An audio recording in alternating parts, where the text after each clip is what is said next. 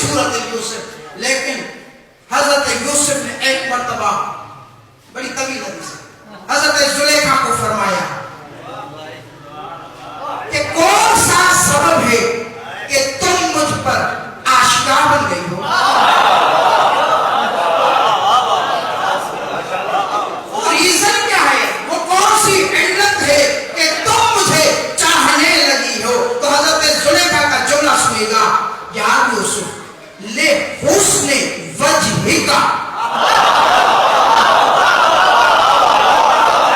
یہ زلیخا نے کہا کہ یوسف میں کوئی پاگل تو نہیں، یہ تمہارا حسن ہے کہ جو مجھے شائی کا ڈر، یہ تمہارے چہرے کا حسن ہے کہ میں پریشان ہو گئی ہوں، خدا کی قسم یہ کمال ہے، یہ توجہ فرمائیے گا۔ افضلیت وہاں ثابت ہوتی ہے جب کوئی عالم کسی عالم کا تذکرہ کمال دیا، پھر اگر کوئی حسین توجہ کرے، حسین بات کر لے، فلاں بڑا باکمال ہے، تو شرافت وہاں بیان ہوتی ہے جس نے یوسف اتنا مشہور، اس نے یوسف اتنا مشہور کہ زلیخا شاہد ہو گئی۔ زلیخا نے کیا کہا؟ لے حسن وجہ کے یا یوسف، تو یوسف اصیل ترین کائنات میں اس نے یہ جملہ کہا۔ تو وہ ٹائم تب ہوگا جب ہمارا سردار آئے گا اور وہ کیا ہے؟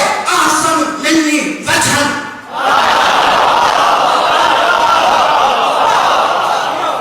وَأَحْسَنُ مِنِّي وَجْهًا وَأَحْسَنُ مِنِّي خَلْقًا وَأَسْمَحُ مِنِّي قَلْبًا۔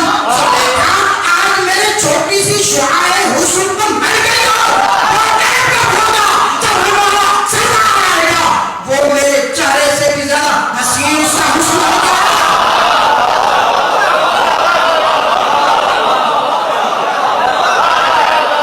اور اس کی خلقت بھی حسین ہوگی۔ اب فرمائیے گا قرآن کہے تو وَلَقَدْ خَلَقْنَا الْإِنسَانَ فِي أَحْسَنِ تَقْوِيمٍ،